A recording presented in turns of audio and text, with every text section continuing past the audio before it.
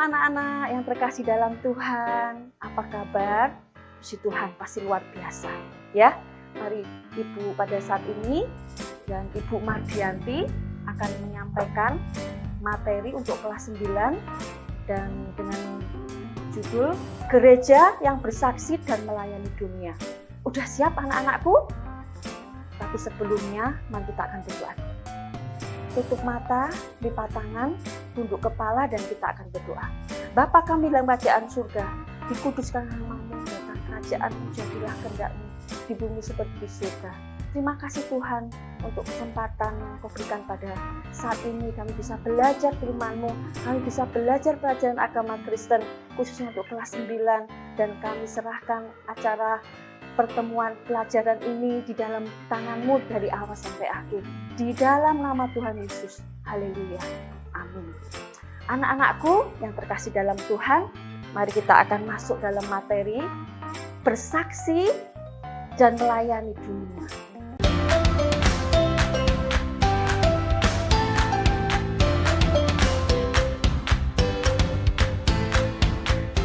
Menurut Kamus Bahasa Indonesia KBBI anak-anak, gereja dalam bahasa Portugis yaitu igreja. Bahasa Yunani yaitu eklesia, mengandung arti dipanggil keluar. Jadi artinya gereja adalah anggota-anggota gereja ialah orang-orang yang dipanggil untuk keluar dari lingkungannya, dari sanak saudaranya, kaum kerabatnya, untuk menjadi bagian dari komunitas baru, dan itu dinamakan gereja. Jadi sudah tahu ya anak-anak ya, artinya gereja. Dan di dalam gereja anak-anak ada 3 tugas panggilan gereja. Apa itu anak-anakku yang terkasih dalam Tuhan? Yaitu koinonia, artinya bersekutu, marturia, bersaksi, dan diakonia adalah melayani. Jadi di dalam gereja ini anak-anak, kita semua itu menjadi satu yang disatukan melalui Kristus Tuhan. Persekutuan, berkumpul bersama di alaskan dasar firman Tuhan. Jadi itu yang dinamakan persekutuan. Perkumpulan anak-anak. Jadi pada saat engkau di gereja, itu namanya persekutuan, koinonia.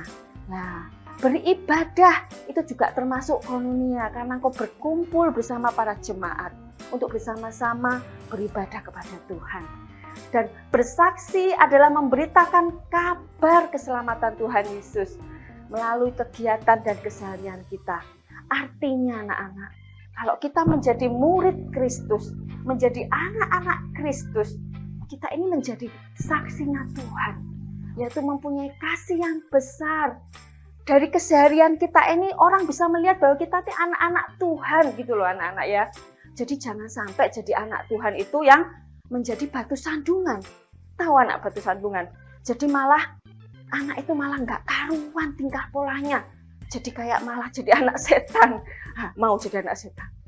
Nah jadi marilah kita menjadi anak-anak Tuhan yang menjadi saksi yang baik di hadapan Tuhan maupun dalam sesama.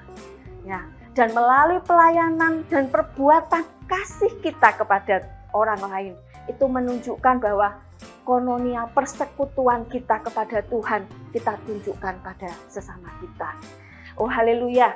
Dan setiap orang yang percaya anak-anak mempunyai tugas untuk memberitakan Injil, sukacita, kabar sukacita, dan itu termasuk amanat Tuhan Yesus loh anak-anak.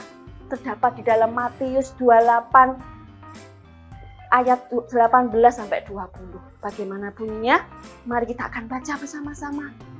Yesus mendekati mereka dan berkata kepadaku, telah kuberikan segala kuasa di surga dan di bumi. Karena itu pergilah, jadikanlah semua bangsa muridku dan baptislah mereka dalam Bapa dan Anak dan Roh Kudus, dan ajarlah mereka melakukan segala sesuatu yang telah kuperintahkan kepadamu. Dan ketahuilah, aku menyertai kamu senantiasa sampai akhir zaman. Itu amanat Tuhan Yesus anak-anakku. Apa? Memberitakan Injil, mengabarkan kabar sukacita.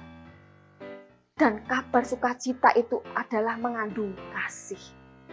Jadi kalau kau menjadi anak Tuhan, kau harus mempunyai kasih yang besar. Jangan malah yang teganya. Ada kan pernah dengar gitu anak-anak? Tega sama temennya, tega. Suka berkelahi, suka bertengkar. Itu tidak ada kasih. Tapi kalau engkau menjadi anak Tuhan, engkau mempunyai kasih. Itu tandanya engkau menjadi murid Kristus. Haleluya. Kita akan lanjutkan anak-anak. Dalam apa artinya murid Kristus yang tadi ya? Pada saat ini kita akan masuk dalam gereja yang memuridkan. Murid Kristus adalah pengikut Kristus. Tuhan Yesus juru selamat kita. Yaitu orang yang menerima dan percaya bahwa Tuhan Yesus adalah juru selamat kita anak-anak. Orang yang dibaptis dan melakukan perintah Tuhan. Itu yang dinamakan murid Tuhan Yesus. Jadi coba tilik hatimu. Kau sebagai remaja Kristen. Apa engkau sudah benar-benar menerima dan percaya bahwa Tuhan Yesus ada juru selamatmu? Dan kau apakah sudah melakukan perintah Tuhan? Mari kita selidiki hati kita anak-anak. Kalau belum, mari kita mulai sekarang kita akan mulai untuk melakukan perintah Tuhan. Istilah memuridkan adalah suatu keharusan gereja-gereja agar jemaatnya mengenal siapa anak-anak? Kristus dan menjadi serupa dengan Kristus. Serupa dalam arti adalah berkarakter Kristus. Pernah saudara, anak-anakku pernah dengar lagu gini? Kasih, sukacita, damai sejahtera, kesabaran, kemurahan, kebaikan, kesetiaan, kelemah lembutan, dan penguasaan diri. Itulah karakter-karakter Kristus yang harus engkau tonjolkan, engkau tunjukkan pada sesamamu. Nah, ya jadi anak-anak, tujuan pemuridan adalah mendorong pertumbuhan iman seseorang dengan biar dewasa gitu loh, enggak kekanak-kanakan, tapi lebih dewasa di dalam Tuhan. Ya, yang remaja mungkin pada saatnya salah pergaulan, nanti temennya colut ikut colut. Nah, gimana itu?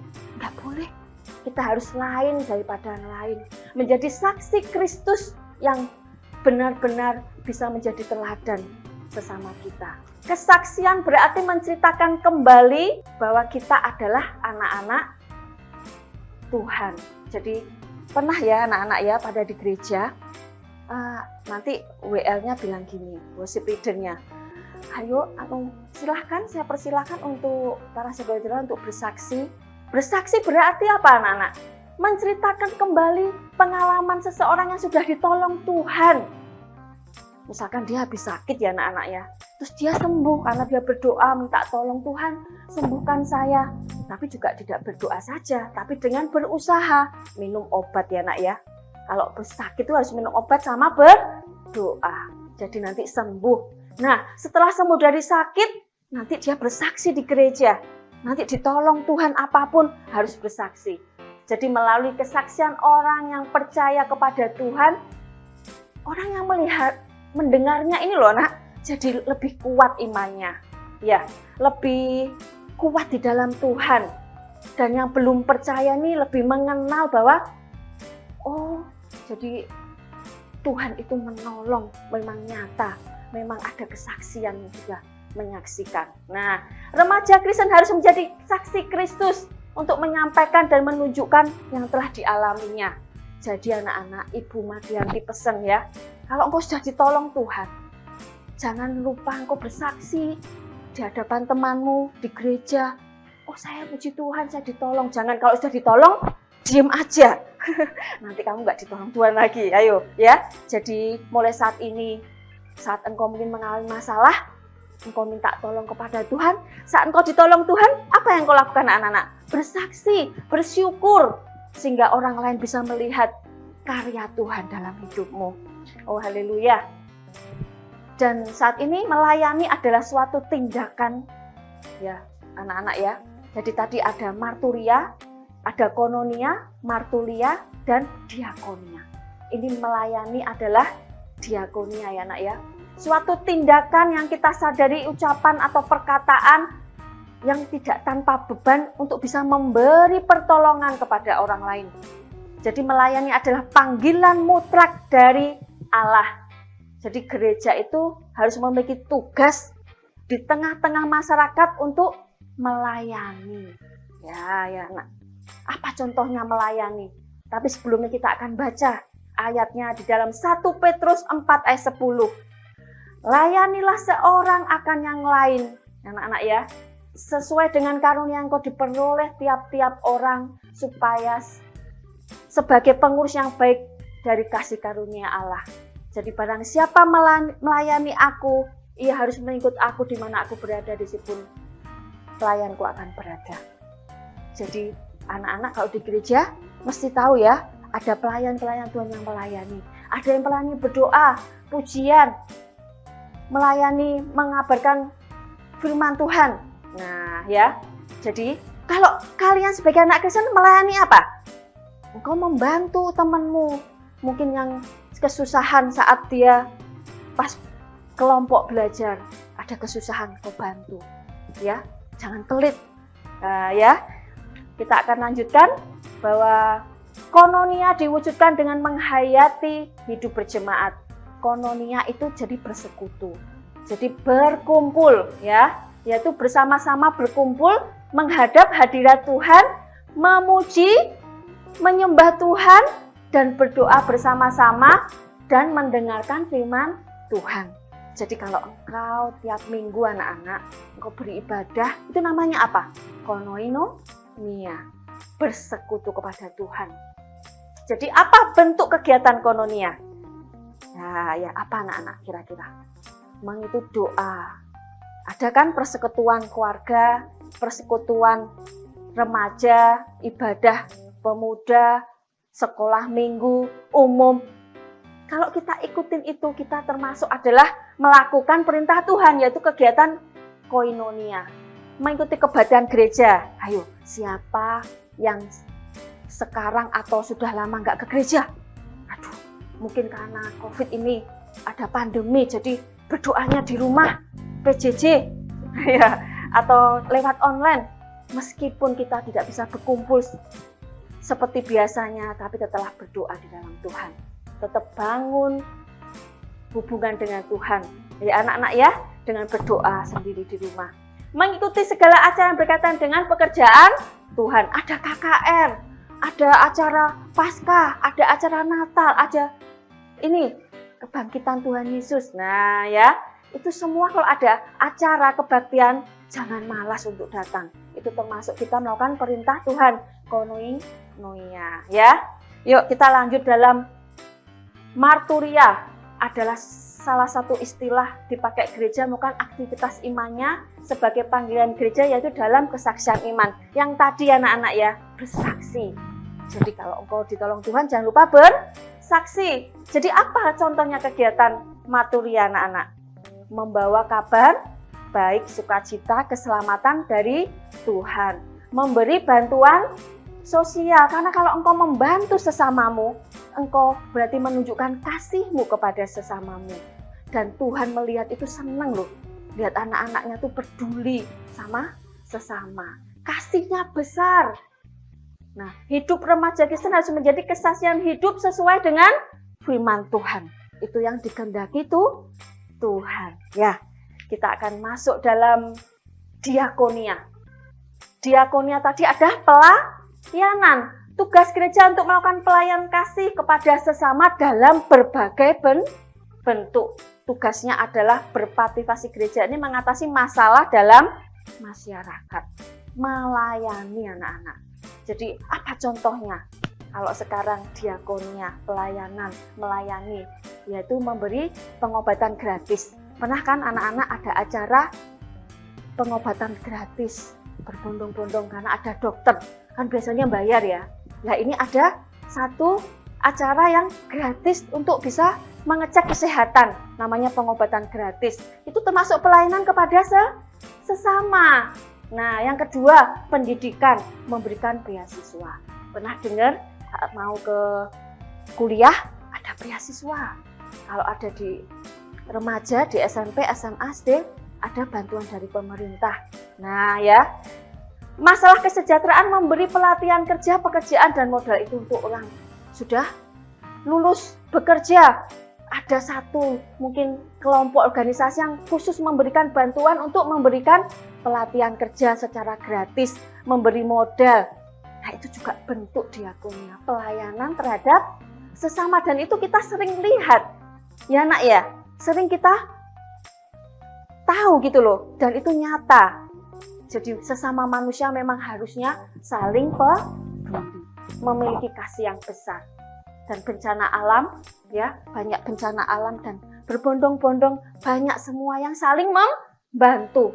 Dan puji Tuhan, anak Tuhan juga harus gitu ya anaknya. Jangan buta, jangan tuli untuk bisa kita membantu sesama kita. Oh haleluya. Dan setelah semua yang Ibu sudah jelaskan, gimana gereja, tugas gereja, ada berapa? 3. Apa aja nak? Marturia, koinonia, diakonia. Dan ini ada, sebelum kita akan menutup pelajaran kita, Ibu akan kasih tugas ya. Sambil tadi mengingat-ingat, nanti ada di buku paket juga ada, dan dikerjakan. Apa tugasnya? Sebutkan 3 tugas gereja tadi. Ayo, tadi loh anak-anak. Yang tadi loh, apa tadi? Marturia, koinonia, apa tadi? Diakonia. Dan itu tolong dijelaskan masing-masing tugas gereja itu ya. Yang ketiga, berikan contoh masing-masing tugas gereja dalam kehidupan sehari-hari anak-anak. Yang kamu alami juga bisa, yang kamu perhatikan di sekitar masyarakat juga bisa, di sekolahmu juga bisa. Dan yang keempat adalah apa amanat Tuhan Yesus bagi umat Kristen dan di mana ayatnya. Yang tadi loh anak-anak ya, di Matius tadi, diperhatikan lagi, kalau enggak nanti dilihat di buku paket ya.